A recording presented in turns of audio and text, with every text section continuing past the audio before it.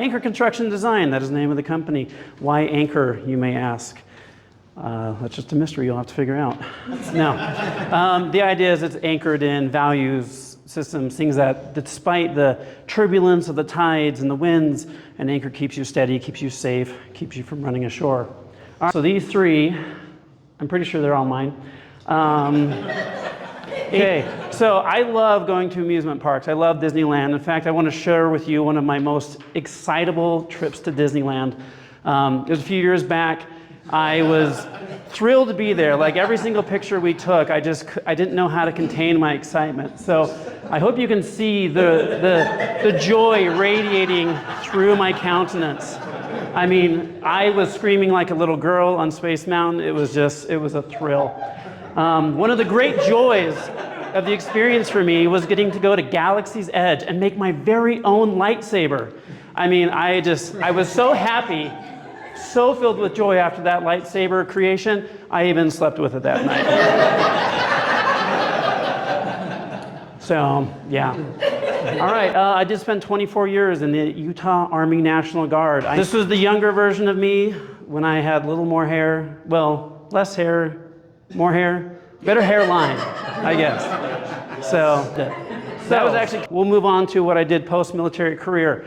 Once I got out of the military, I was just like, what do I do with myself? What's my identity?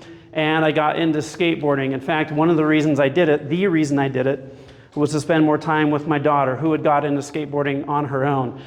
And one of the things I recognized while trying to help her, coach her, teach her, was I'm giving her advice saying, hey, overcome your fears, work through these things, your anxieties are holding you back. And I'm like, why am I not on the skateboard with her?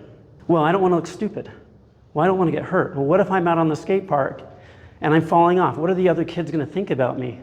Like, wait a minute, I'm doing the same stuff that's keeping her back. So I jumped on the skateboard. These two pictures and these were taken a year ago today, well, actually this Saturday, at the Vans skate park up by the Utah State Fairgrounds.